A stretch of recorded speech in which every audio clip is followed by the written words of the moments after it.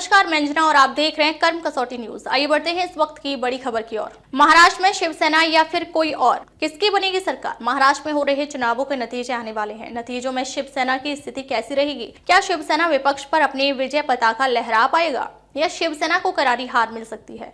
इस बात का विश्लेषण हम शिवसेना की स्थापना कुंडली से करेंगे। दिनांक 19 जून 1966 को प्रातः 9:30 बजे मुंबई में बाला साहेब ठाकरे जी ने बिना मुहूर्त के ही मात्र एक नारियल फोड़कर शिवसेना संगठन की स्थापना की थी। धीरे धीरे यह संगठन राजनीति में भी सक्रिय रहा और तब से अब तक महाराष्ट्र के अधिकतर लोगों की जान और शान के रूप में जाना जाता है। इस कुंडली के माध्यम से हम देखते हैं कि आगामी चुनावों में शिवसेना के धुरंधर अपनी सीट बचा पाएंगे या नहीं।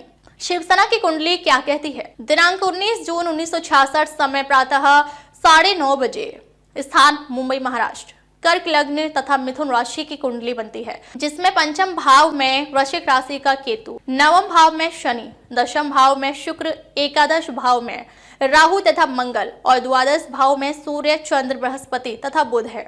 यह कुंडली यदि राजनीतिक दृष्टि से देखी जाए तो बहुत मजबूत कुंडली है, क्योंकि इस कुंडली में छठे भाव का स्वामी बृहस्पति द्वादश भाव में विपरीत राजयोग बना रहा है तथा द्वादश भाव का स्वामी बुध भी द्वादश भाव में ही है और यह भी विपरीत राजयोग बना रहा है। लग्न का स्वामी चंद्रमा द्वादश भाव में है, जिसे कुछ अच्छा तो नहीं कहा जाएगा, लेकिन बृहस्पति के साथ होने से चंद्रमा का बाल बढ़ जाता है तथा धन का स्वामी सूर्य भी द्वादश भाव में ही है।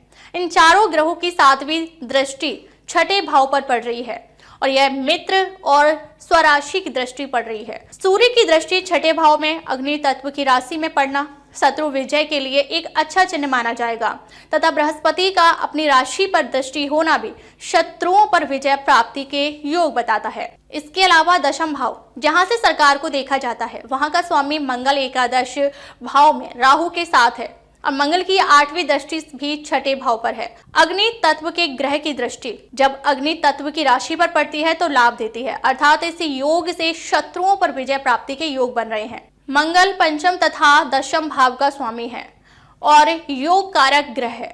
दशम भाव का स्वामी जब राहु के साथ हो तो राहु राजनीति में असामान्य सफलता प्रदान करता है। इसके अलावा यदि छठा भाव, जिसे शत्रु भाव कहा जाता है, वहां पर हम देखें तो 5 ग्रहों की दृष्टि है, जिसके कारण शत्रु पक्ष पर विजय प्राप्ति के प्रबल योग बन रहे हैं। निष्कर्ष, दशा अंतरदशा के अनुसार निष्कर्ष निकाले। बुध महादशा में चंद्रमा की अंतरदशा सितंबर 2025 तक है। चंद्रमा द्वादश भाव में है तथा छठे भाव को देख रहा है। शरीर बल में चंद्रमा का बल 0.68 है, जो कि काफी कमजोर कहा जाएगा। यदि हम चुनाव की दृष्टि से देखें तो विपरीत राजयोग वाले ग्रह की महादशा चल रही है, जो कि शत्रु पक्ष पर विजय बनाने के लिए पर्याप्त है, लेकिन अंतरदशा का स्वामी शरीर बल में कमजोर है, इसलिए जीत हासिल करने में बहुत अधिक ही स्थान होगी और चुनाव के परिणाम जीत का फैसला बहुत ही कम वोटों के अंतर से शिवसेना के पक्ष में प्रबल होने की संभावना है। अब तक लिए बस इतना ही, फिर मिलते हैं कैसी ही बड़ी खबर के साथ। तब तक के नमस्कार और देखते रहिए कर्म कसौटी न्यूज।